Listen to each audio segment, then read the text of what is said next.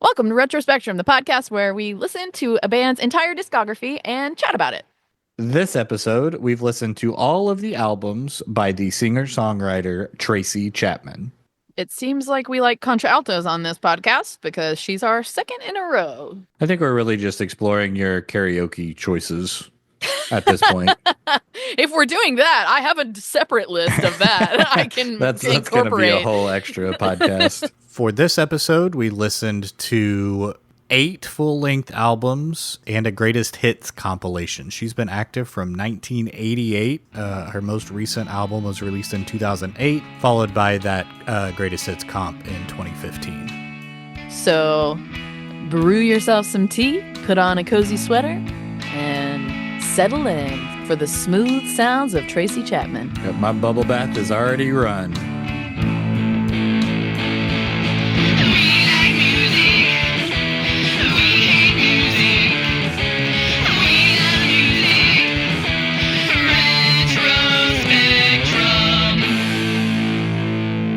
Yeah, I've been buying a bunch of new records based on the show. I got Fugazi last week. I got Red Medicine, which is kind of in the middle of their discography, is the 1995 one. It's very abrasive. It's like... What's the cover look like? It's the one with the grid from the amp where it's spray painted red Fugazi. And then down at the bottom is like water and waves and stuff. And I didn't realize, but in the waves, it's like the picture's flipped upside down and their little foreheads are like poking out of the waves down at the bottom of the cover, which I didn't notice. You know, it's hard to see album cover details on a tiny little it really square on the whatever you're playing it on. Yeah.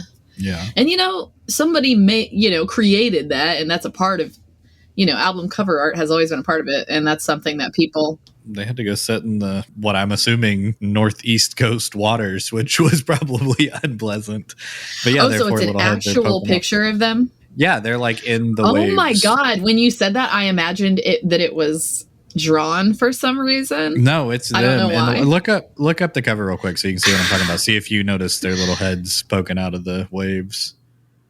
But I played it, and when we listened to it before, it was I kind of listened to everything in order, and you get used to just listening like this, how Fugazi sounds. This is just more Fugazi. But listening to it on its own, out of context with like regular music, it's very noisy. It's the one that starts with a bunch of feedback, and there's 2 instrumental pieces on it, and there's just like, it's an album that I will have to listen to when I'm at home by myself. You know what I mean?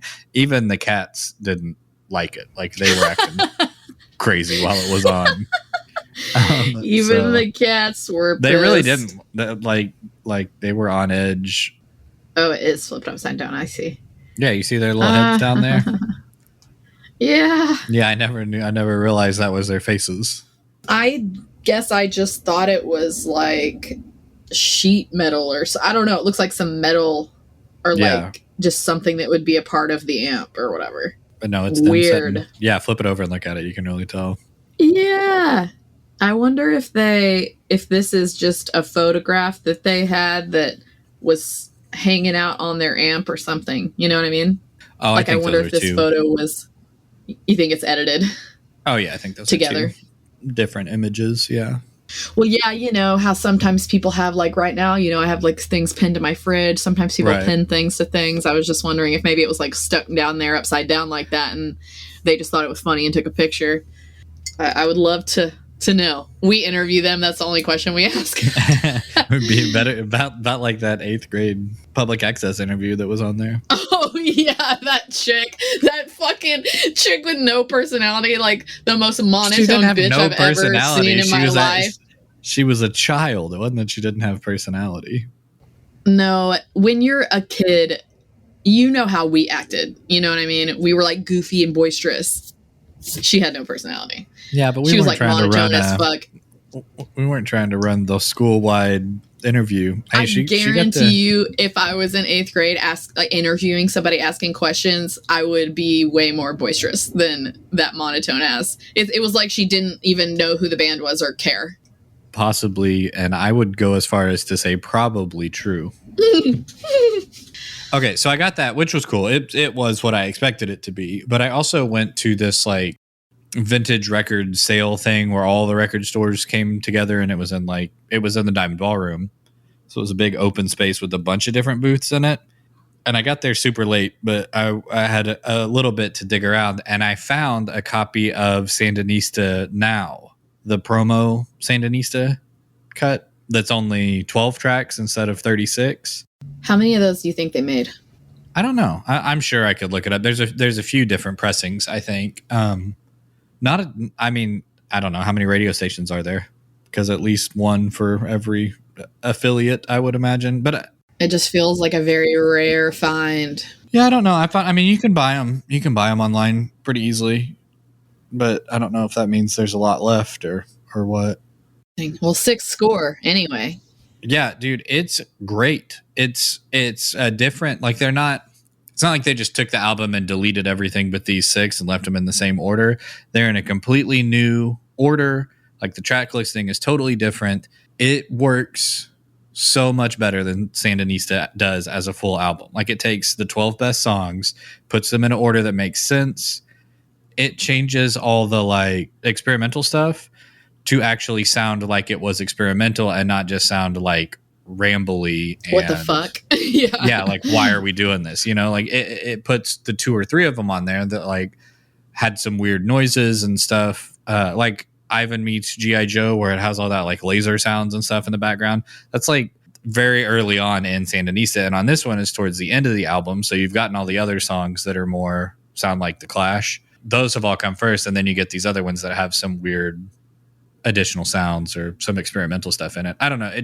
I've listened to it a ton since I got it, and it's way better. That's awesome. It's 1,000% better. It should have been the album that was released with like. Well, yeah, I wonder why it wasn't.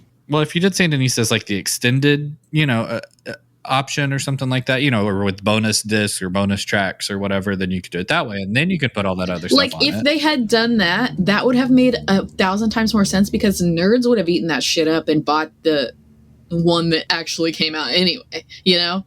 Like they would have bought the extended version anyway. Yeah. Well, and I'm genuinely kind of amazed. They re-released Combat Rock a couple of months ago, like a new pressing of it and all that stuff. I'm kind of surprised that they haven't re-released Sandinista Now yet as like a repackaged, yes, totally standalone. Yeah, album. that is super surprising. I mean, it makes sense because that album's not popular, so I guess that makes sense. Is like, why go back and redo it? That's the reason. But if there was somebody that went and just licensed it and just re-released it with that track listing and then put some artwork on it, and because it just comes in like a plain white sleeve. You got Sandinista. Yeah. It's good. Yeah. Did you get any other records? Not. I thought I got a Roberta Flack album, who I'd never heard before, but it's fine. It's just too gospel-y, too churchy. It's like got a cover of Bridge Over Troubled Water on it, that kind of vibe. Ugh, why does everyone cover that? I don't know, but I'm over it. I've heard enough versions of that song to be good on it. Same. I mean, it's fine. That one was like $2 or whatever, so those don't really matter. I don't really care if they're. I think the first version of that I heard was Anne. What's her name? You're asking me to know what your memory's name is. I just thought you would have it right there because of. She was like I don't know, maybe it's just in my mind, but I felt like she was just the most popular person to sing that, because when I was a kid, there was like a fucking infomercial like trying to sell this like compilation album that she sang that on. And it was one of the, how those commercials would show little clips of each, or a few of the songs. She was one of them. I know exactly the one you're talking about. Yes. Yeah, I knew you would fucking know. Who was it? Blonde, short blonde hair. And something. Sounds like we're describing Anne Heche, but I don't think it was her. No, it's not Anne Heche. Anne Murray. Yeah, definitely Anne Murray. That's 100% right. I was going to say Anne Margaret, but I knew that wasn't right. I have not thought about her for a single second since those commercials aired. You're welcome. Didn't the Carpenters do a cover of it?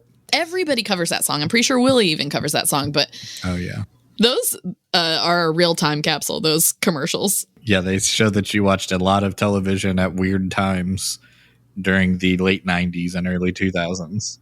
You know what? I bet there's some crossover Anne Murray, Tracy Chapman fans. I haven't made that connection before, but I think I don't know about that. Yeah, I think that and like the Carpenters, that kind of like easy listening contemporary adult 70s music, I bet that wedged in pretty nicely with Tracy Chapman fans. I mean, I think she hits a wider range of people, but I'll bet that people that were really into those bands, like not like her deep discography or whatever, but would enjoy her musical stylings. That's so funny because I think of those two other bands as like the whitest of the white music and vibe. You know what I mean? And Tracy Chapman is not that at all. As a matter of fact, the opposite. Tracy Chapman is very like black as far as her lyrical content and sound, even to me. Yeah, but I think our audience probably skews. But yeah, I get what you're saying. Just the general vibe of the sound. All right, let's get into it. Let's start Tracy Chapman talk. So what's your like past with Tracy? Did you ever listen to her before? No, I knew. Oh my God. 2 songs. No, I only knew Fast Car or the one I karaoke. Give Me One Reason. I only knew Give Me One Reason. Like that's the only song of hers that I knew at all. Give Me One Reason is the one I karaoke. I know that Fast Car is the one that everybody's like, oh, Fast Car, Fast Car, Fast Car, Fast Car. I had maybe heard that song once or twice. You know what I mean? Like I'm aware that song existed, but it holds no meaning or like contextual stuff, or I don't remember listening to it growing up. I don't remember it being on the radio. We didn't listen to it at home. Like, and I didn't even know that Give Me One Reason was Tracy Chapman until I got to that album, and halfway through that song came on and I was like, what? Oh, this is her. Yeah, no, I had no idea. And isn't that song so good? I think that song is weird because it doesn't sound like any other Tracy Chapman song. It's a very weird song, especially for it to be one of her most popular songs. I think it's very out of place and kind of out of character in general, sonically. I don't think that it's fully out of place because she has like blues elements in some of her other songs and some other stuff that I want to talk about later. But not like that. I mean, that is just a straight up blues song. Like it's just a blues standard song. Best, and man. I don't think that that's the way that she does stuff really. I don't think she writes standards. Well, songs. I beg to differ, but we will get into that. But yeah, no, that's it. Like I got nothing here. I knew the name. I knew the face. Like I remember seeing some of the album covers, but this is really the first time I ever typed Tracy Chapman into a search bar. You know what I mean? Like went out of my way to listen to her. Okay, so that's really interesting. Okay, so that's like basically the exact opposite of my situation with Tracy. Like one of the most popular stories of my parents telling about my childhood. Like, you know how parents will sometimes be like, oh yeah, when this kid was little, they said this word instead of that word, you know, shit like that. You called your mom Tracy Chapman instead of mom?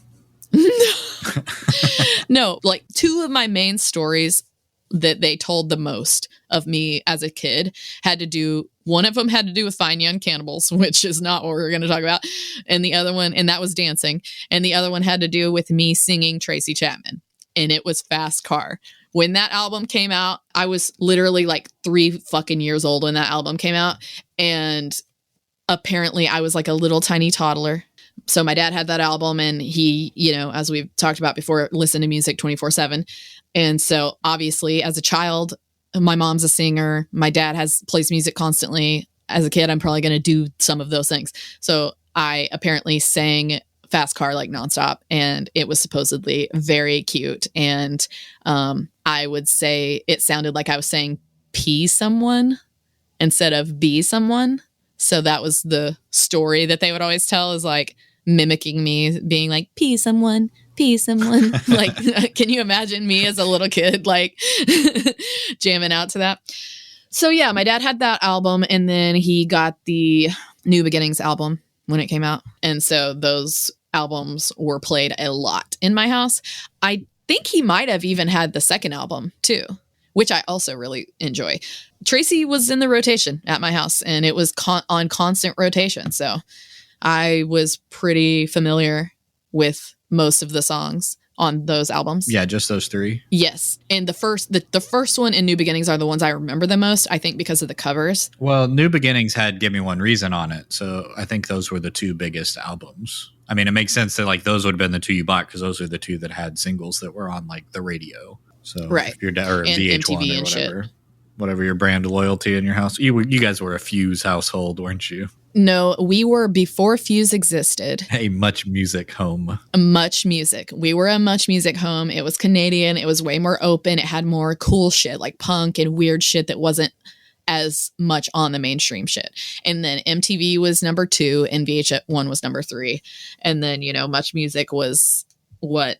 4 is the next one. No, I was trying to think of what Much Music. I think it came after Fuse. I think it was the same channel. No, it wasn't after. It was prior. And so that's what Fuse changed to? Yeah, I think so.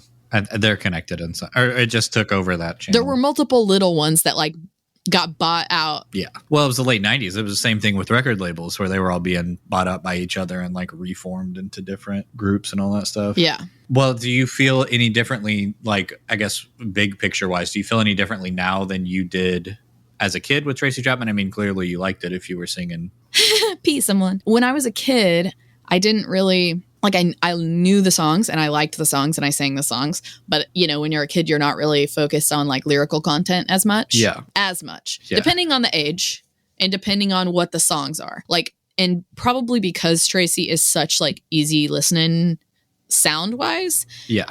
I wasn't as drawn to it as I was stuff that I studied the lyrics, you know what I mean? So that is something that on this listen was different for me is I studied the lyric. I looked at all the lyrics of every song. Well, and you probably clicked with them a little bit better as an adult than you would as a 6-year-old. Sure. But you know what? I was a pretty fucking smart kid, honestly. And I was listening to political shit and understanding it at a way younger age than the people. Well, no one around me understood it.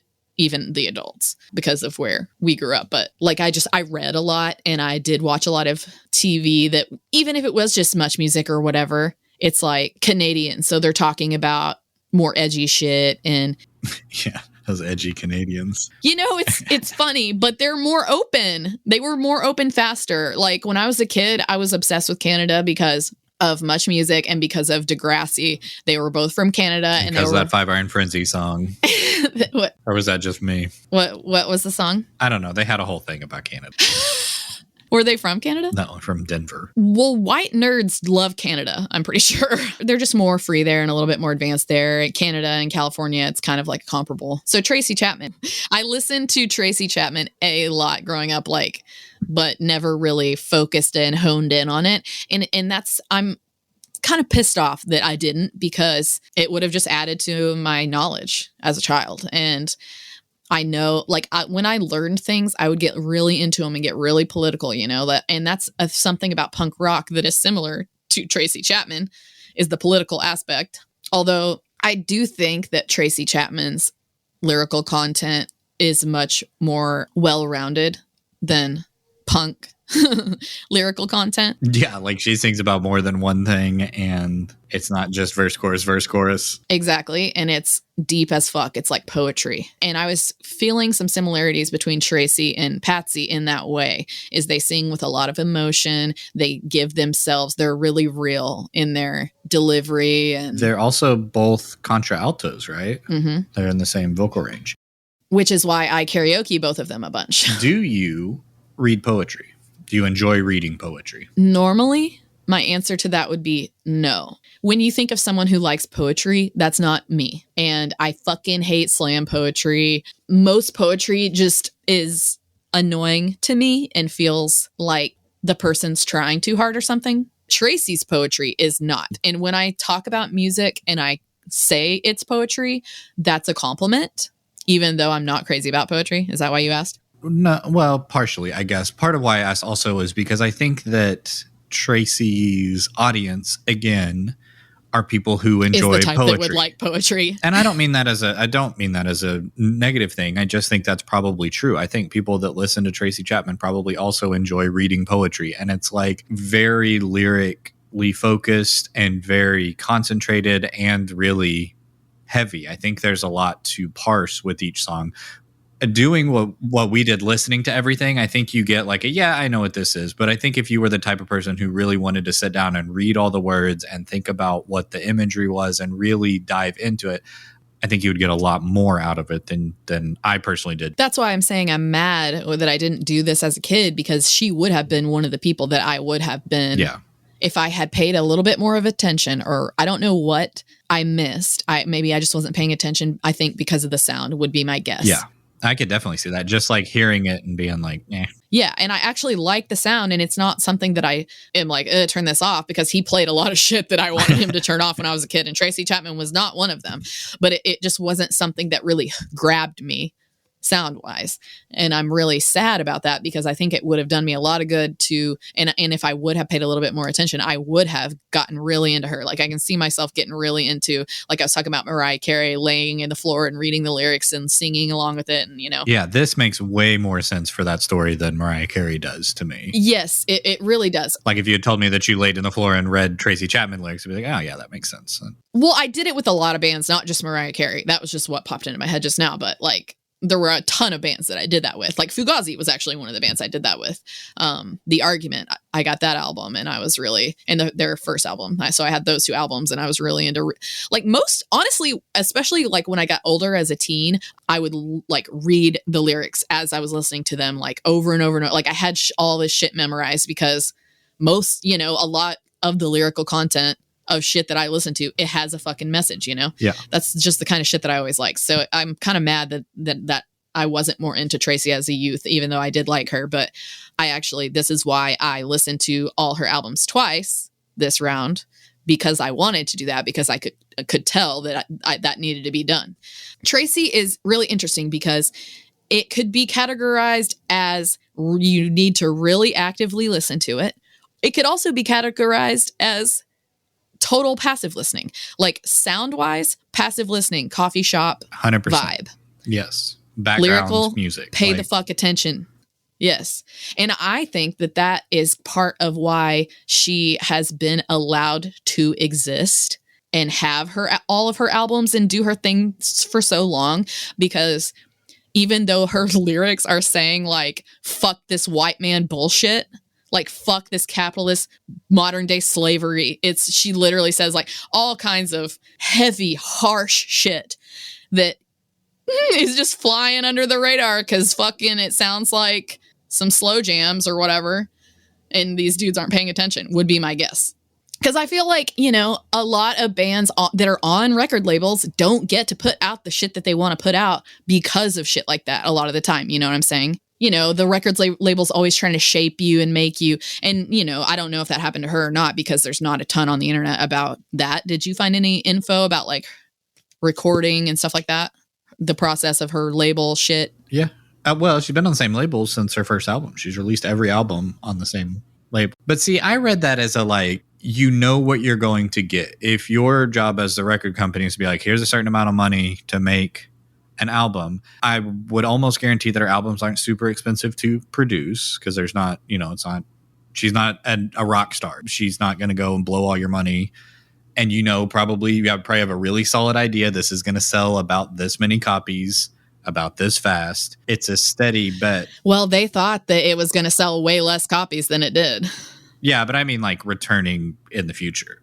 I think that you're not going to get rich off of her music from the record label standpoint, but you're also not going to go broke producing another album for her. She has a built-in audience that has been, that has come back time after time after time. Because of the not getting rich factor, it seems like a record label would be like, how do we make this make us rich? You know what I mean? And try to change her to make them more money. Yeah. And then a lot of artists get pissed off about that and drop off the label or whatever. And that's probably what she would have done.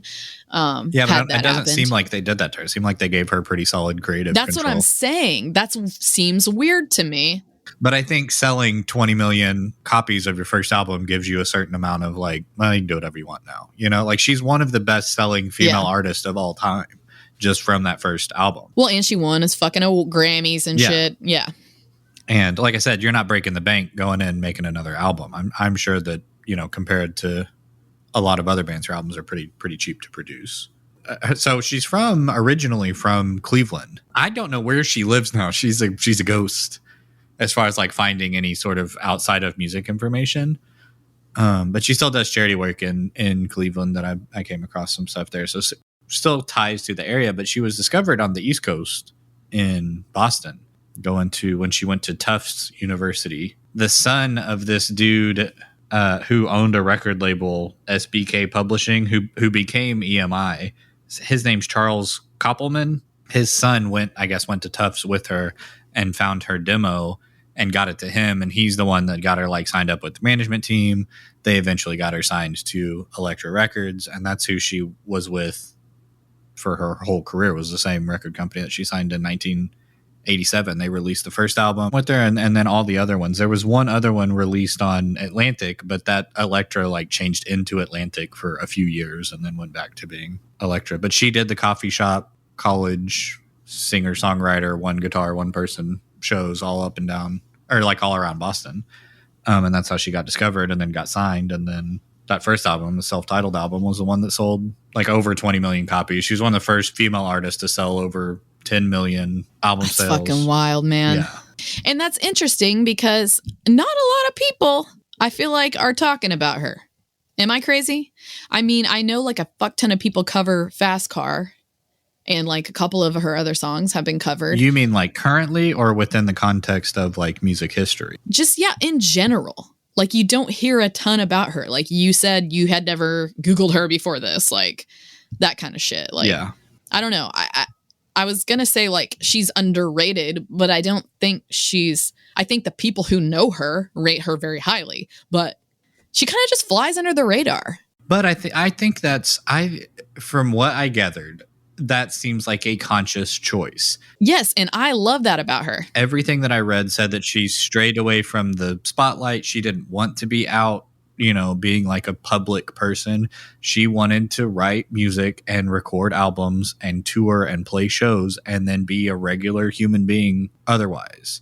So I think that's probably part of it. I think she made it intentionally difficult for her to be like this big public figure. Like people aren't going to be talking about her like drama or anything. Yeah. Right. Like there's no tabloid vibe, and maybe that's what people talk about. Who fucking knows? But yeah, it's really interesting that you said out because that's another part of her that is like everybody knows she's a lesbian. She's never publicly come out though. She's never publicly said she was in a relationship with anybody.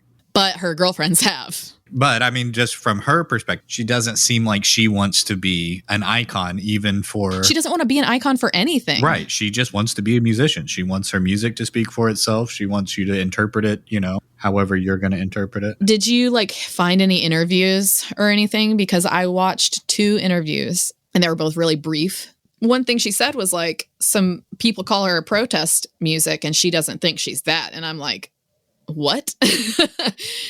And it just seems like she just wants to be this like humble guitar playing, singing person who is just doing her thing and living her life. And I totally relate to that vibe. It's just really interesting for an Aries too. I really want to see more of her chart. And the reason I know she's an Aries is because the queers are very thorough when it comes to astrology and gay icons. Okay. So the research I did about her queerness, I found like 2 exes, and she's currently with Guinevere Turner. So that's kind of a big deal and like a big lesbian iconic duo there. I didn't get a chance to go see if Guinevere Turner has an Instagram, but like Tracy doesn't have social media. She doesn't even have a smartphone, apparently. Totally buy that. Totally in character. Right. And everything she was saying about it, I'm like, yeah, fucking agree, dude. Totally agree with the whole vibe. And that is kind of my vibe too. Like I'm pretty private. I don't post a ton on social media. I only have Instagram. And I think that's it. Well, so the 2 you asked about interviews, I read 2, one from Spin and one from Rolling Stone, but they were both from 1988, right after Fast Car took off. And so it was that like very initial kind of coming to terms with being a public figure. And both interviews talked about how it was difficult to compliment her because she would like get shy and look away and like be like demure, like she didn't want the credit for it. And the Rolling Stone, when they talked about like people coming up to her in the street, they went to like a restaurant where the people working there saw her come in and put her album on the system inside the restaurant. Awkward. Which like made her super uncomfortable. Yikes. And her tour manager had to be like, hey, go tell them to like turn that off. Like that's weird. And making what the fuck? uncomfortable. That is fucking weird. But like just how it was weird for her to be famous and how she didn't really, not that she didn't want to be famous, but how that like wasn't the goal, that was like a byproduct of writing these songs. I think also that she didn't want. Well, I think to a certain extent, if you don't want to, you don't do this. You find something else to do. I think there has to be a certain amount of, you want people to interact with your art, but you don't necessarily do it so that you get famous. Well, you cannot want to be famous actively and also have to make art. Like, I think creating is something that the people who do it, it's like they have to. You know what I mean? Tracy could go get another job and be fucking miserable, but that's not the kind of person she is. She's the kind of person who's going to do what she wants to do in life. And if that involves guitar and singing, and then that just happens to lead to this fame, that's definitely, she didn't want fame, you know? And she didn't choose this as a job necessarily. It just kind of happened. Do you know what she got her degree in? I didn't even know she got a degree. Anthropology. That makes sense to me. Doesn't that make sense? Yeah, it really does. I thought the same thing when I saw that. I was like, oh yeah, that clearly makes, because I think that's what a lot of her music is. Mm-hmm. So the 2 interviews I saw, one of them was when she was like probably in her 30s or something. And then one of them, she is like more recent because she had gray in her hair. Yeah. And so they were kind of looking back, but kind of talked about the exact same shit.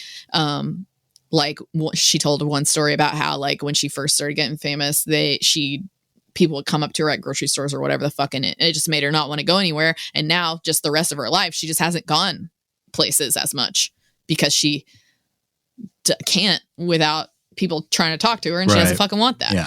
Did you see the Nelson Mandela tribute concert, or did you read about that story? Actually one of the interviews she talked about how she was just kind of sitting on the sidelines waiting, like she didn't even know she was going to play or not, and then Stevie Wonder's fucking keyboard was fucking up or something. Yeah, I love that it's Stevie. So they just some of the stuff that I read was like Stevie Wonder, a piece of musical equipment didn't work, so he refused to go on. And I just like, if it was his keyboard, that makes total sense. But in my head, it's like one XLR cable that's like not even related to, and he's like, I'm not gonna play because that one thing's not done. But so she got to play for him, right? Like she got to play in his, which he had a better. She had already played that day, but he had like a better set time, a better spot. She already played that day. She didn't say that. Yeah, she had already played once, but it was like way early, like beginning of the day thing. So there's video of it on YouTube, and I had read the story a couple of times, and it was like, oh, she got to play at Nelson Mandela's thing. She took Stevie Wonder's spot. It like 1 million people saw it or whatever, and it helped rocket Fast Car into fame or whatever. And I was like, that's cool. That's a cool story. But man, watching the video was incredible because it's at Wembley Stadium and it's completely full, like thousands and thousands and thousands of people, and it's her on this giant stage with her guitar. Like she's not playing with the backup band. She's not playing with the backing track. It's just her, like in the sea of all these people. And at the beginning, they're doing like these like chants, and they're waving the flags, and the crowd's kind of noisy. And she kind of comes up to the microphone, and then she starts playing Fast Car, and it like a hush goes out over the audience. And then the part where it like kicks in, where it picks up, like where the drums kick in on the recording. When she gets to that part of the song, there's like like the crowd is into it, and then it goes back to being super quiet, and then at the end, like after she gets done playing, so it was really cool. Like these people are expecting to see Stevie Wonder, right, who is by this point like an international icon, and she has to go out there and kind of win them over. And it does it like immediately, like within like 5 seconds of the song. And they could have easily revolted, but instead it was just full respect. Yes, yeah. So she's young, man. She's young, and you can tell, not nervous in the sense of like she plays it wrong or messes it up or whatever, but you can tell at the beginning there's a little bit of like, a little shaky. I got to do this, you know what I mean? And then about halfway through, she hits the groove, and I don't know. It was really, you can see why it would have helped her become, at least boosted sales or brought that song into the forefront of popular culture at the time. I read that like the record label guy who eventually signed her like went to shows, and people would like leave in tears every time, and it was always like full on attention from everyone. And that's definitely the general vibe. She's very captivating. And that's kind of the Patsy vibe too. Like a lot of people are just in awe of these people. And these are the people that are meant to do this. Like they can't do anything else. I would argue that is the Cat Power vibe also, having seen her live as well. Like, she does have an aura of, like, when she is performing, you are paying attention to her. I think that describes her as well. I think that's maybe a common thread between all three of those that artists. video you sent me, I can see that. I couldn't look away, that's for sure. But yeah, so as far as like the albums go, what's your favorite? Because obviously the most popular album, I would say. Do you think Give Me One Reason is more popular, or do you think Fast Car is more popular as a song? I don't know. I know that I knew Give Me One Reason more than Fast Car, but I don't know if that means it was more popular or not. I'm pretty sure the self-titled album sold more. It's just also 10 years older, you know? Well, I think that's the best album of hers. Every song on that album fucking slaps. I don't know that I can answer that question. I listened to them all back to back to back to back, and so they all kind of blended together for me. Okay, yeah, that happened to me the first time. Although I liked, from a production standpoint, I liked every new album more than the album before it. The first couple have very strong, like, 80s production sounds between the drums and the keys and the bass. They all sound kind of like washed out and reverbed, and it sounds like something that was produced in the 80s, and I just don't like that sound. And so when it got to be more like naturalistic later on, I liked the sound of those albums a lot more. But the songs are pretty much the same across the board for me. Yeah, I think that there are very subtle differences that you have to go back, and you would have to go back and re-listen to pick up on. Yeah. Because that's what happened to me. Because the first time through, it was like, yeah, I'm just going to fly through this, because I thought that we were going to record this like a long fucking time ago, right? And then a bunch of shit happened. So I had time to re-listen to it again and really focus. Because at first I was like, they're all so similar. I feel like I need to listen to all the albums in one day to really find the differences. But it was actually the opposite of that. When I sat down and listened and really focused on each individual album one at a time, I was finding subtle differences. So like the first album, it's got acoustic lesbo vibe. It's got African reggae. It almost has like a country. It has alternative in there. It's very late 80s, early 90s vibe. What you're saying about the electronic shit and stuff too, I was really picking up on that as well. And that's part of what I was trying to pinpoint about because I'm like, this is like fucking giving me Paul Simon. This is giving me, what other band did I say? I don't remember. But just like electronic, what is happening kind of in the background. So the dude that produced the first album produced Duran Duran also. See, that makes sense to me. That makes a lot of sense. But it also has like very Santana vibes on some of the songs.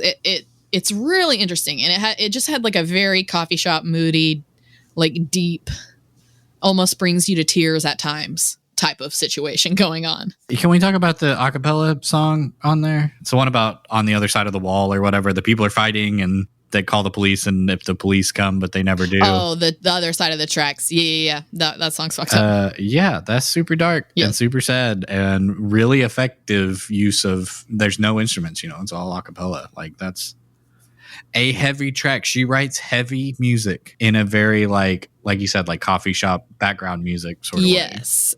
Well, I mean, literally the first fucking song on the first album, talking about a revolution. I mean, come on. She's out with it. First song, first album. This woman is not fucking around. It's hard for your very first track to be called Talking About a Revolution and not consider yourself a protest artist. Like, I can see moving past that later, but it's like, you started off with a song singing about a revolution. You know what I mean? Like, that's protest music to a T. And to me, her lyrical content is protest music. Right. Almost every single song. Yeah. Like the newer albums, like once we get past like album 5 or something, it starts chilling out a little bit as far as lyrical content goes. But like in the beginning, the lyrical content of every single song had some biting something in there. Yeah. Like, this woman is spitting knowledge and truth. And that is what protest songs do. And I found her songwriting, especially in the beginning, to be very much like old school country formula as far as lyrically, and the way the structure of the songs, like some of the songs are personal. she doesn't come out with it very often, but I know that some of the songs are like her experience. Some of the songs are her writing about other people, kind of like Johnny Cash did a lot, you know, like Boy Named Sue or One Piece at a Time. Yeah, like characters. Yes, exactly. So she wrote a lot from that. And I just found the structure of her songs to be very classic country. And then I found out that she grew up listening and watching like those old country music shows on TV all the time. And so that makes a lot of sense. She was like super into like that shit. And so that's why her mom like really encouraged her music, because she was really, really into that country music television, those country music broadcasts back in the day. Hee-haw. Hee-haw, probably Lawrence Welk and shit like that, like the Johnny Cash show. Yeah. There's a ton of that shit that I also grew up on. I mean, that's what was playing at my grandma's house. That was the brand of music that played over there. So I kind of grew up that way too. But yeah, her mom apparently bought her a ukulele when she was 3 years old. It was when she got her first fucking instrument. So First Title or Self-Titled and Crossroads, the first two albums, were both produced by the same guy. I think after the success of Self-Titled, there was like a lot of expectation on Crossroads being like the next, you know what I mean? Like, you sold this much on the first one. How much more can we do on the next one? And I don't think that it did as well. I think it did okay, but it wasn't as popular. It didn't have a quote unquote fast car on it. And every review and every subsequent album, they always every single one referred back to Fast Car as like, well, you didn't write Fast Car again. And like, that sucks. That sucks for an artist to be that successful at the beginning and then constantly be held up against that standard of like, well, you didn't do this other thing that we liked that you've already done. It's like, yeah, you can't do that again. You know, I kind of have a feeling she wasn't paying a ton of attention to that feedback. I think that she was consistent throughout. I don't think she changed her sound exactly at all through the whole thing. She continued to do what the fuck she wanted to do, which is also a little bit of a knock against her for it's like there are subtle differences. There are, but it's not. She doesn't have like an experimental album where it's like, oh, we threw everything at it, or like we took a total. There's nothing like a Sandinista. Consistent, like it is consistent. Yes. I am good at this. These are the songs that I write. This is what I sound like. This is what the album is. Yeah, no, there's no Sandinista on here. Thank God. There's not a 36 track album. Exactly. We like consistency actually, but I sensed a lot of subtle changes. But almost every album covers racism, poverty, like domestic violence, the cops being useless, greed, capitalism, like feeling like an outsider, accountability, and most importantly, queerness. But you say that, but her love songs are never specific. She doesn't write lesbian anthems. She's not super out with it, but there's literally a song talking about putting on her lover's veil at the wedding. So who wears the veil? The fucking girl. You know, it's subtle. You got to pay attention, but the queers pay the fuck attention. Well, and I'm not saying that that's not but my point is that she does it in a way that's like, you can ascribe your meaning to it, and it can mean that to you, and that is totally valid, but it could mean something else to somebody else. I think that's just a part of her style.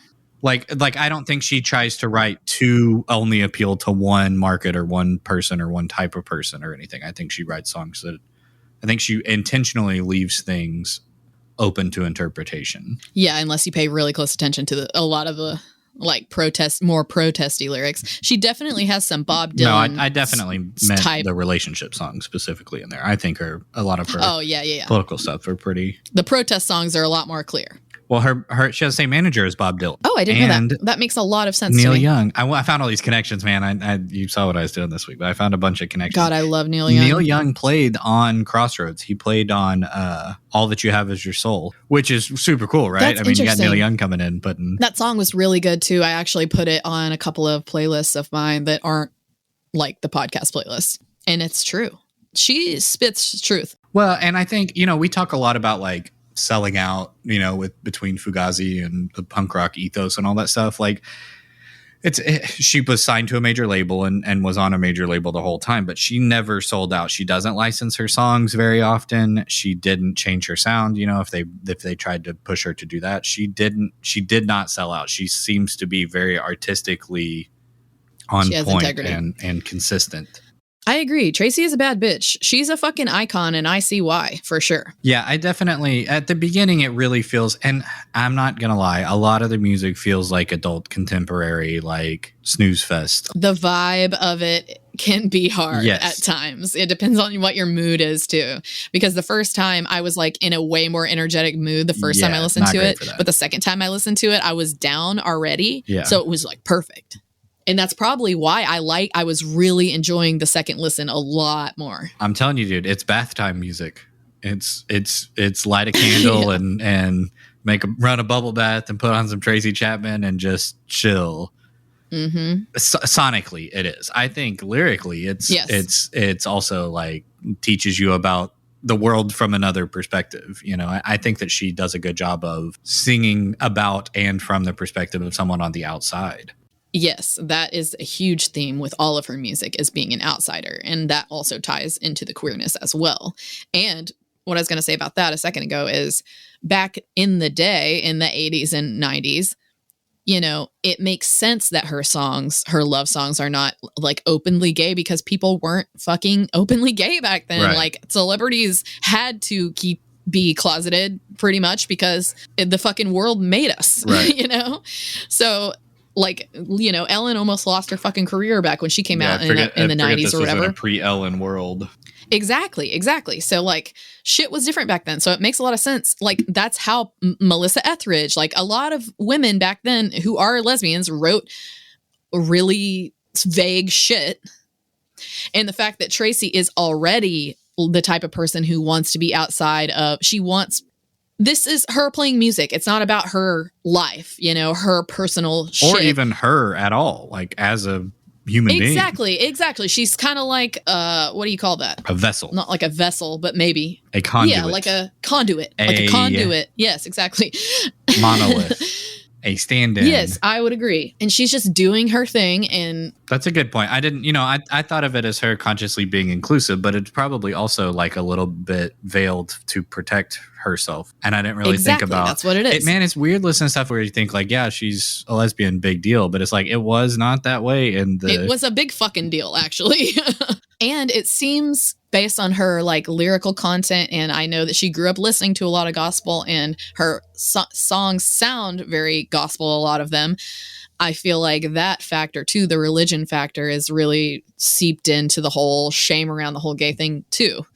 So there's a lot of factors happening here. The world, the shame from the world at large, and, you know, family and fucking religion and all that shit will make you write some vague ass shit, which is why I say that queers today are so much quicker to be comfortable with the whole they them thing, because we've been saying they them to conceal the identity of our lovers purposely forever. When I was a kid and I was dating a chick or had a crush on a chick or something, and my family would ask me, "Oh, you got a boyfriend or whatever?" I'm like, "They don't blah blah blah," you know, because it's actually a woman, you know. So like queers have a lot of practice being vague, and so that's what I pick up on in her love songs.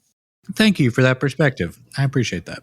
And it's funny because perspectives like that, when it's your own perspective, you're like, duh, how could you not see that? Right. Is how you think of it. But, you know, everyone sees the world from their own perspective. And if they haven't ever been a lesbian, they don't fucking have a clue, like not even the beginning of a clue. So it's really interesting, because to me, when certain things are so obvious, and then, you know, to somebody else, and then there's people looking at me going, "You're an idiot. This is so obvious," to about other things, you know. People just need to be more willing to understand that their perspective isn't end all be all of how the fucking world is. You know what I mean? Yeah. And I think Tracy is good at, you know, delivering that message as well. Yeah, that's a really good point too. Which, like, to me adds a level of value to this music that I don't get by listening to it. I understand that completely, because just because the general vibe of the jam is not something that we necessarily gravitate towards. We are gravitating towards a punk, a more upbeat, a more just something that hooks you in musically and gets you like this. So she's also been really consistent. 88 and 89 were the only 2 years that she did albums back to back. Since then, it's been every 3 to 5 years up until 2008. I mean, it's 92, 95, 2000, 2002, 2005, 2008, and then hasn't released a new album since 2008. And I kind of wonder what you thought, like why that is. Do you think that she said everything she needs to say, or she just moved to a different phase, or do you have any thoughts on why there hasn't been any new? It could be any of those. From what I gathered from the lyrical content alone, just looking at clues, the lyrical content chills out a little bit in the newer albums. Mm-hmm. Like it's not as protesty. It's more about love and like family and stuff like that. It gets way more love song focused. Yes, and it's more like feels more personal in a way, like as far as focusing on her own life instead of the world at large or something. Yeah. And so to me, that says that maybe she's getting more open with her love, because a lot of her love songs in the past were about being very closed off and I'm not going to do it this time. I'm not doing it. I'm not doing it. Like a lot of her lyrics were very relatable to me in that way. Or like, if you want me to love you, what do you got? What are you going to do for me? Yeah. So she was a lot more closed off to love, I think. Not in a selfish way. Right. Exactly. In a self-preserving way. Yeah. Selfish like is good sometimes. But yes, I think there was less love in the past too, possibly because of the queer thing, because of not wanting to talk about that as much. Because also, back then when she was probably trying to get pushed to do like interviews and appearances more often, when she first came out, she was berated. Like celebrities are always berated with questions about their fucking who they're dating, so I'm sure that happened if she did any appearances. So she probably was just like, maybe if I don't write about this lyrically, they'll just fucking leave the relationships thing alone. Or don't make any public appearances. Yes, or both, a little bit of both. So, but I think she got more open in her music about her personal, and I felt maybe in her life too, if it reflects that. Because I know that, like we were talking about, some of her songs are from a point of view of somebody else. Like, and she talked about it in one of these interviews. Like sometimes she writes about people in her life. Like maybe this song's from her uncle's point of view. Who knows? Well, and also the world got more open too. I mean, it was more accepting. Exactly. That's what I'm saying. So I think like as time has progressed, and she's probably progressed in her personal journey towards being more open to that and more open to love and stuff like that, I think I'm just guessing and assuming. And also maybe she doesn't need the money as much. Totally reasonable. Right. And just because of her personality and how she is, though, like if she's changing in the way that she's being more open to that, that takes more time out of your life, So she's going to have less time to write music if she has a wife.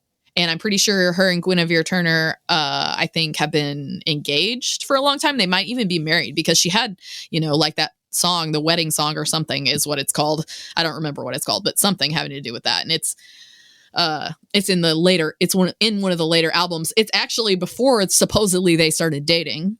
Like according to the internet, they started dating in 2010 and the album came out in 2008. So has she been with the same person since 2010? According to the internet. Ah, okay. She's been with Guinevere Turner this whole time. Maybe she just, no inspiration. No, Guinevere Turner is a lesbian TV and film writer, producer, actor. The lesbian part. Yeah. Yeah, she was a character in the L Word. She was also a writer and producer, and she's been in a lot of every single, I always tell you about the next recommended artist or whatever. Mm-hmm. After every single Tracy Chapman album, every time it put me on the L Word soundtrack. Every time. So if there was ever like, well, that makes a lot of sense, because her wife is an L Word producer. Yeah, so there's some and synergy also Tracy Chapman music there. is lesbian as fuck. Like even if the lyrics aren't there for the lesbians, the vibe is the lesbian music vibe. Like as a non-lesbian person, I can't speak to that experience, but that tracks. But you that Lilith Fair shit is the vibe. Yeah. I found out last night she played Lilith Fair. Yeah. Back to the second album. Well, and speaking of, sorry, good to go back to the lesbian thing, and then we'll get off the lesbian thing for a second. But a lot of people, for some reason, I have never personally had this problem, but so here is a personal example. Is I dated this chick briefly, and she was really into fast car, and she told me when she was a little kid she was really into fast car too, and so that was something we were like kind of talking about because we both had that in common. And still to this day, I was the one that taught her Tracy Chapman is a woman. the whole time, the person I was dating thought Tracy Chapman was a man. And I was like so taken aback by that.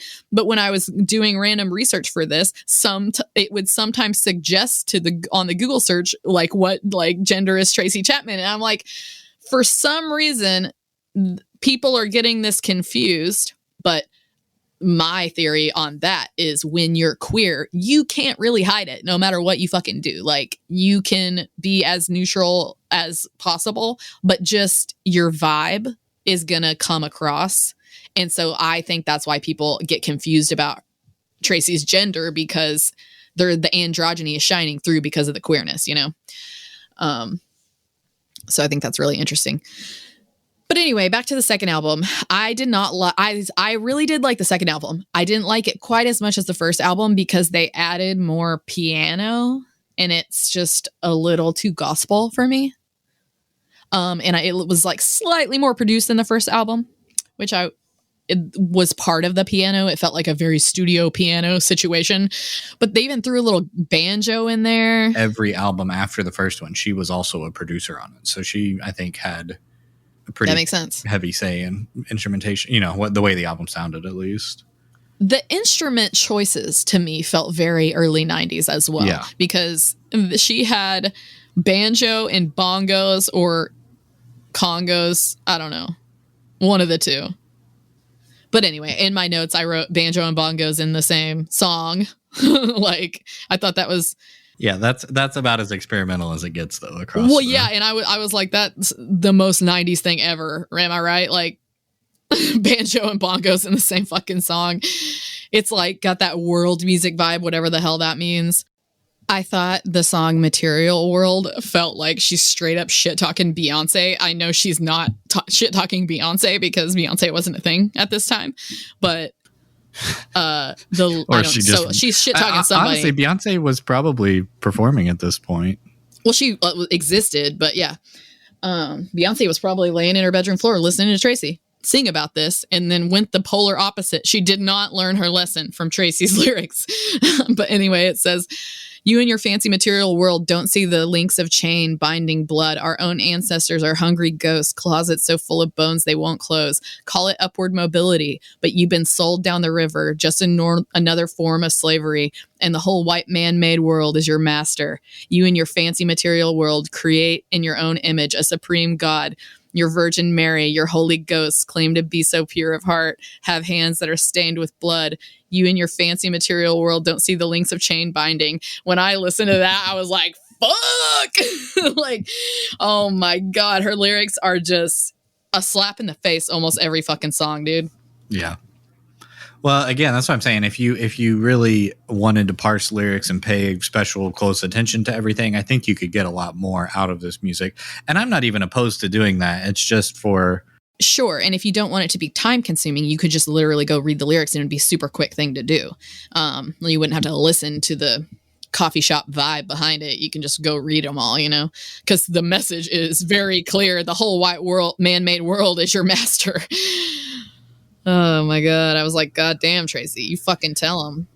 But that's what I meant about, like, is poetry your thing? Because if it is, I think you'll be really into this, but you know. Yeah. Poetry's not my thing, but lyrical content is my thing. Because that's a part of it. To me, music, a lot of people just focus on the sound, but to me, it's all of it. It's a total package situation. So Tracy is good for that practice because...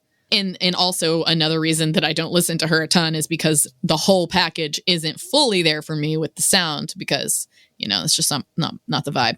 The sound is so 90s. I mean, there was harmonica even in the second album. I was like, this is very Alanis, you know? Harmonica will always be Bob Dylan to me. Every time a harmonica busts into Bob Dylan, Alanis. I literally wrote them one right after another in my notes.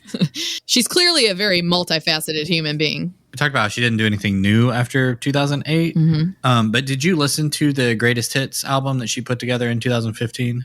Yes.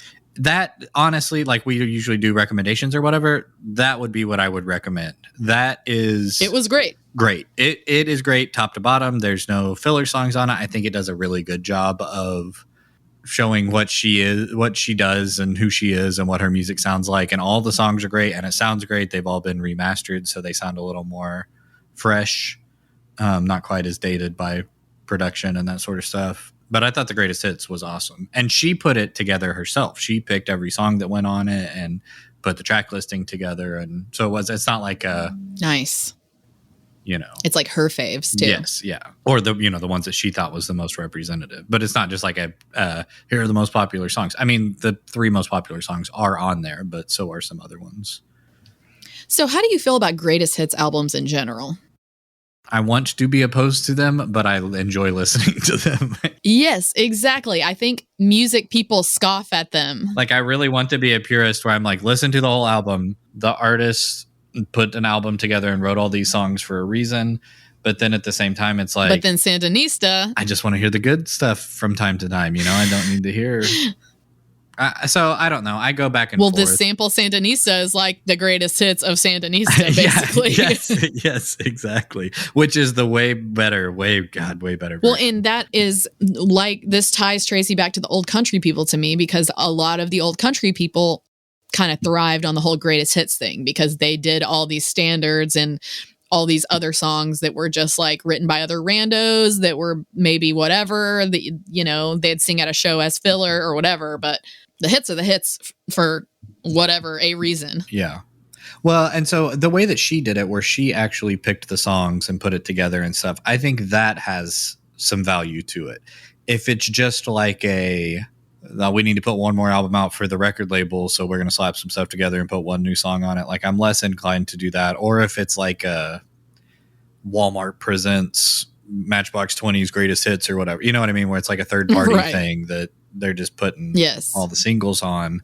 I don't really care about that. If you're being like a purist, like, oh, the artist did this for a reason. If the artist made the greatest hits, it kind of mellows that vibe out a little. Yes. Where it doesn't seem like a cash grab.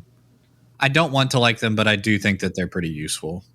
And they're just enjoyable. They're just plain enjoyable to listen to. And that's undeniable, especially if you like the artist, But I would say, if people are going to listen to this, I think the very first album really slaps. I think that is a really good album to start with. And it's the one that you need to listen to. I mean, it's the one that's on all the greatest albums of all time lists, on greatest albums of the 80s, like it's the one that is like the iconic album for her. It's a great album. It was not, I don't think it was like far and away my favorite of her albums. I think they're all pretty similar in quality. I think there's some good stuff on all of them. Well, see, I think that one had the most upbeat tracks on it. Like, she slowed down more from the first album. I think the first album had the most energy. The fourth album I thought was really interesting. It had some like Indian Spanish guitar vibes. It has fucking didgeridoo. It was very, I was getting Sufjan Stevens vibes from it. This is New Beginnings you're talking about? Yeah. She apparently angered some people for playing didgeridoo, because it's traditionally like women aren't supposed to play the didgeridoo, but she like got taught how to do it by somebody who's like I don't know. There was some didgeridoo school or something. I didn't even know she was the one playing the didgeridoo on the album. That's sick. She's the one that did it, and it like ruffled some feathers. So we haven't talked about it at all, but she is huge overseas, Australia and the UK and France and Switzerland specifically. Her album sales were always like way better than they were in the US throughout her entire career, which I think has another part of like why they were so willing to let her make her albums. They may not have been big here, but they had worldwide appeal. Why do you think it is that so many bands are so big overseas and not here? I feel like that's a very common... I don't know what makes that happen. I mean, I'm sure marketing is some aspect of like availability. But then a lot of the times when that happens, the thing that's really big overseas is like a sleeper over here. And then years later, everyone looks back at that album and they're like, wow, this was a fucking masterpiece, and we just slept on it, Right. But it could be any number of things. I think marketing and where it gets pushed here is part of it, and how the radio works here versus how it works. Totally. We're just being controlled. Yeah. So interesting. I did not know didgeridoo was traditionally only played by men. I had no idea. I built myself a didgeridoo and I love playing didgeridoo, but I did know that it was like traditionally a tribal instrument and it's like specific to that, and that it's kind of disrespectful to play it. I've heard, like, outside of that, you know, it's almost kind of like, yeah, I don't think they designed it for stoner kids in their dorm rooms to practice. Right. Breathing. But it is really fun to play and the sound is fun.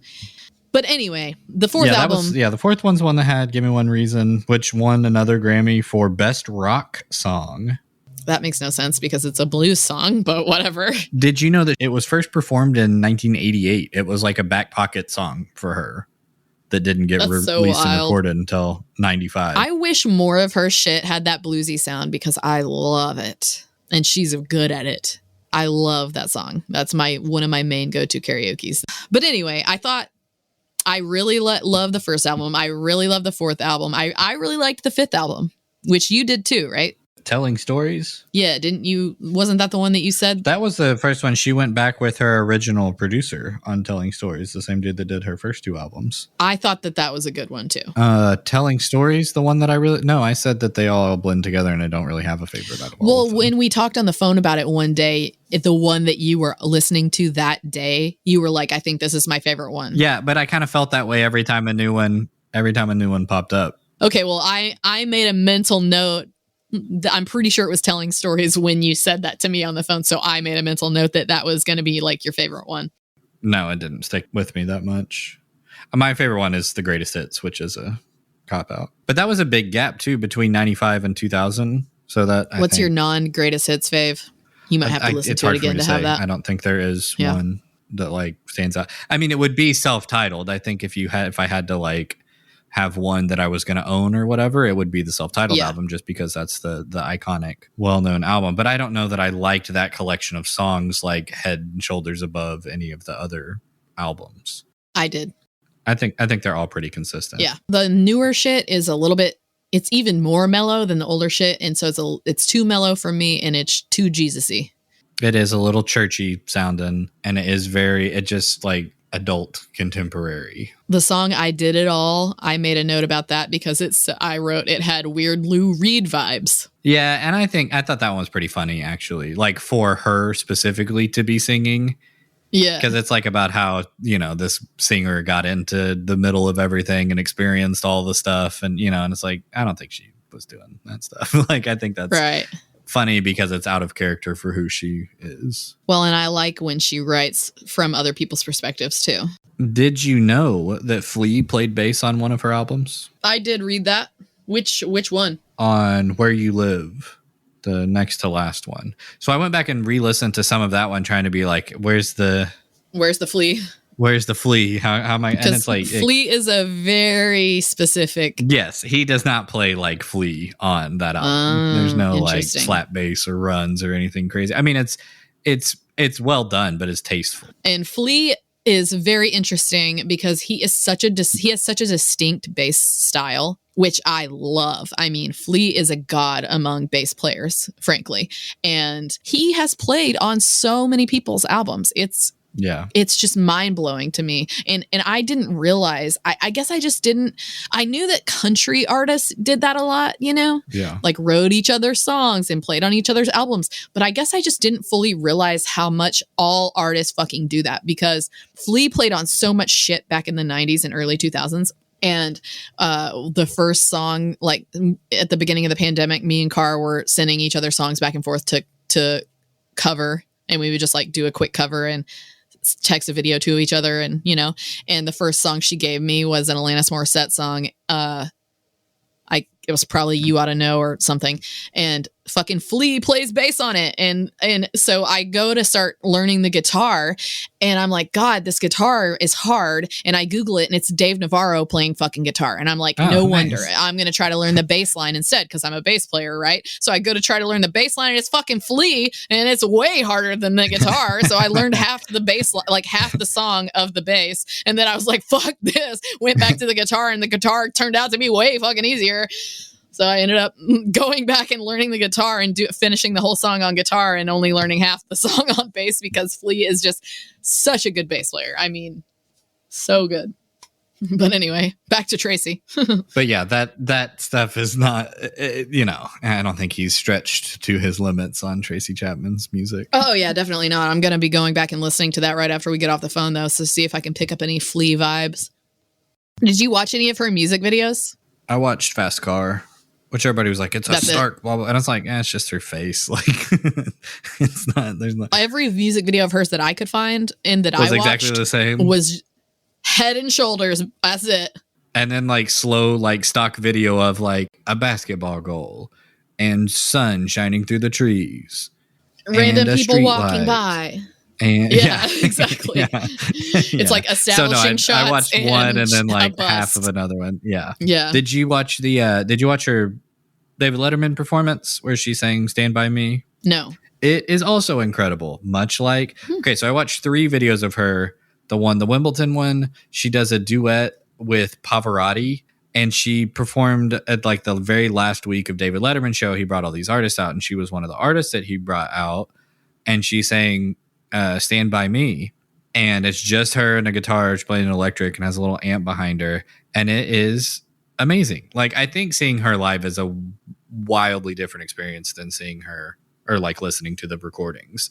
I think that, I could definitely see having an emotional response watching her play and listening to her perform live.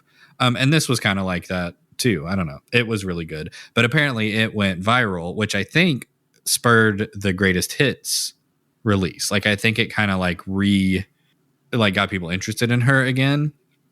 And so she put that greatest hits release together and released it also in 2015. Those happened in the same year.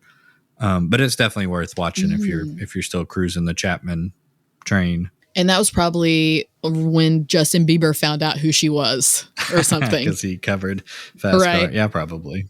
Because he was probably like 10 or something back then. I don't know how old he is. Anyway, so covers. A lot of people cover Fast Car, like a shit ton of people. And then Nicki Minaj. She fucking stole Tracy Chapman's entire song without permission and got sued for it, which praise Tracy for taking action. So I read the stuff about it that was like, they went to court. She sampled the song, and I was expecting it to be like a drum beat or like a bass line or like something, like a piece of the song that's like looped or like built into the track or something. And it was from the song Baby Can I Hold You? And so I thought it was going to be like a little piece of that song. And so I went and found a version of it, and it's straight up just it's the chorus and the verse like interspersed with the Nicki Minaj and Nas song. Like, she sings it exactly the same. It's the exact same lyrics. It's like not a sample. It just is that song. It's like a cover. Yeah, exactly. Like, it wasn't like a small thing, because I was thinking maybe it was going to be like this, like, oh, it's questionable. Maybe she's saying she like thought of it on her own or whatever. And it's like, no, she just used that song. But Nicki Minaj asked Tracy Chapman if she could use it, and Tracy Chapman said no. And they recorded it anyways. and so some of the stuff I saw said that it was unreleased, but other stuff that I saw said that it was released, and then after the lawsuit they had to get it taken off of everything. Well, when the internet exists, everything's released. But I could see like, we're trying to get the rights to this, let's go ahead and record it in the studio, and then we'll have it for when we get clearance, we can release it. Like, if that's the thing, it's not that big of a deal. But if it made it out into the real world after she said don't use it, like that, you can't do that's stealing. You can't do that. But yeah, so she, the judge found in Tracy Chapman's favor, and Nicki Minaj had to pay her $450,000 for using her song. Nicki Minaj has the fucking money. Like, way to go, Tracy. Get your fucking money. Well, and I think that's another further evidence of Tracy Chapman taking her music seriously, taking her music as art and trying to protect it and control the way that it is presented and consumed. And, she just does not license her music very often at all. She let Lena Dunham use one of her songs, which I was like, of all people. I know. I wonder if she regrets that. And that's interesting because, legally, aren't you allowed to cover a song legally?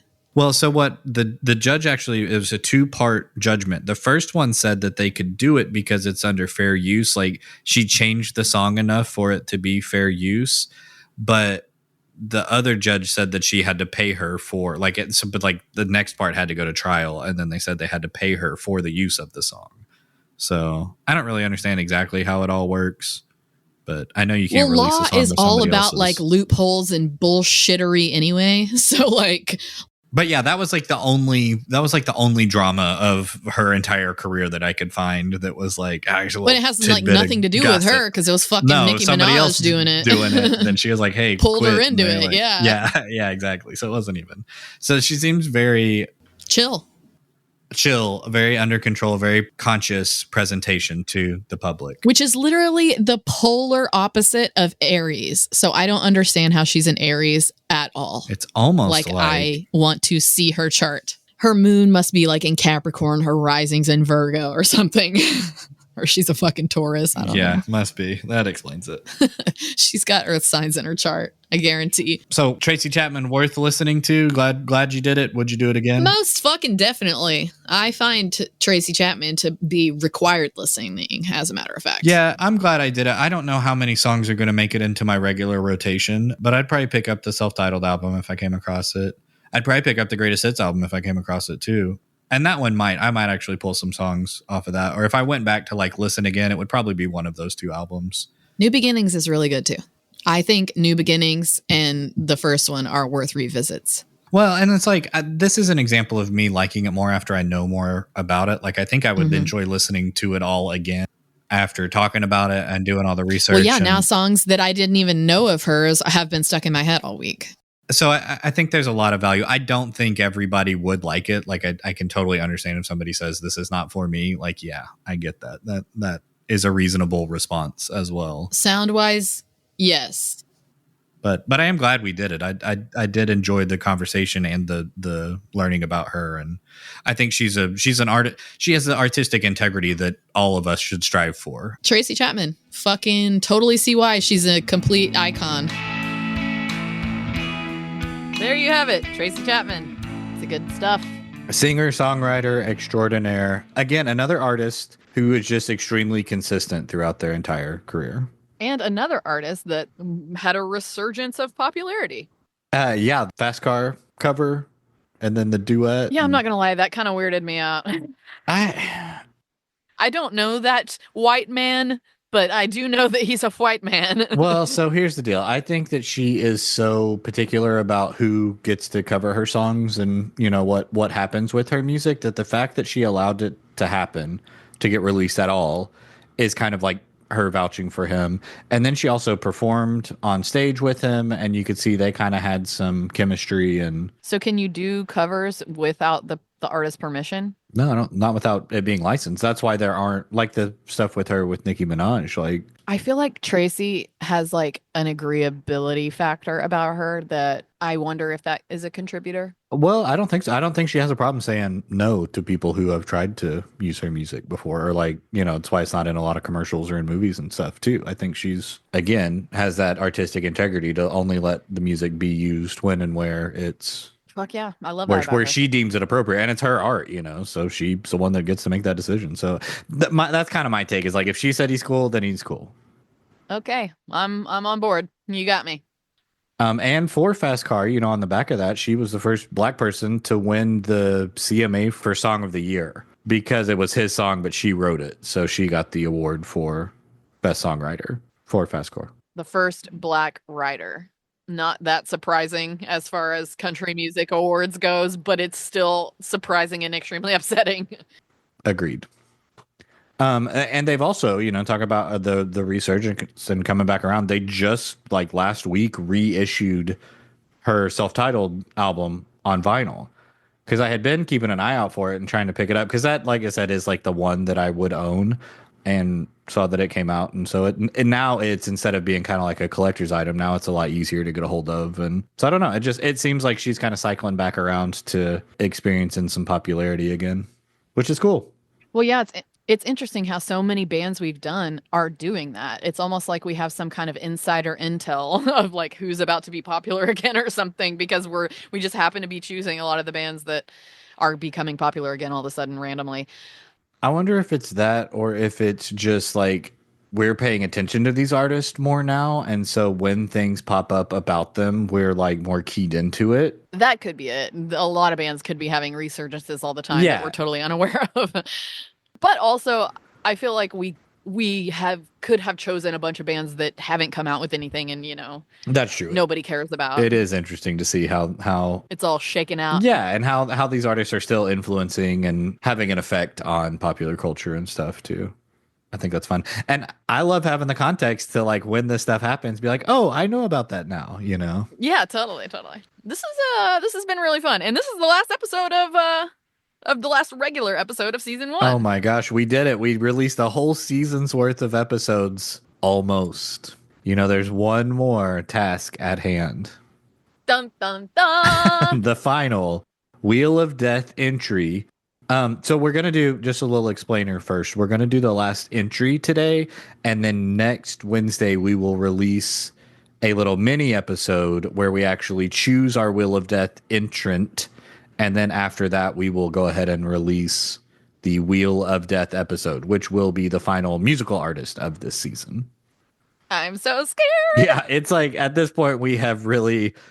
I feel like Fucked ourselves. we've been building a trap, and now we're like looking around. It's like, oh no, we're in the trap that we built that we ourselves. built around ourselves. Yeah, so It's almost like we live in America. yeah, Oh. yeah, it's a metaphor there. I think. Cool. All right, so you have the honor / responsibility of adding the last artist. Then I say we do a recap of all 12 artists that we have added to it, and that'll kind of prime us for our reveal next week. Okay, sounds great. Let's get primed. All right. Okay, this choice is pretty obvious because we talked about it in the episode, but I had to go with Nicki Minaj because she stole Tracy's music without permission. Oh, cool. Okay. And that's fucked up. And I would not choose her on a normal episode, so I feel like she's perfect for it. And we don't really have anything like her on there. I kind of thought the opposite of that. Like, I wouldn't mind doing Nicki Minaj as an episode as well. So I feel like your choices are a lot of artists that like I wouldn't mind doing just to learn. Okay, more well, I about, feel for the that most way part. about you, so that's interesting. Okay, yeah, all right. Like you chose the Ramones, and I would love to listen to the Ramones. So it could be deathy for only one of us. We'll see what we end up with. And you know what? It could be that we find a new favorite artist. Maybe it turns out that we really love Kenny G, LMFAO, Yeah. or Yo Gabba Gabba. yeah. Hey, that's like maybe best case scenario for me. All right, so Honestly, run I through would love to listen to them. run through the 12 that we have left, then we'll wrap up and move on with our lives. Okay, here we go. We got the Ramones, Say Anything, Yo Gabba Gabba, All American Rejects, Jack Johnson, Vanilla Ice, Kenny G, Avril Lavigne, 3LW, LMFAO, Carrie Underwood, and Nicki Minaj. We're going to spin the wheel on our very special mini-sode and reveal who's coming next for Retro Spectrum for the Wheel of Death. In the meantime, find us on the internet under the tag Retro Spectrum Pod on all social media. And follow us on Patreon at Retrospectrum Pod, where you can join our Discord, join the conversation, suggest new bands to us, and generally just keep up with our buffoonery between episodes. Yes, and we will be posting some little special episodes here and there on the Patreon as well, so keep an eye out. Okay, look out for the Wheel of Death choosing next week, and then in 2 weeks we will have our final band for season 1 of Retro Spectrum. I'm so scared! Retro Spectrum.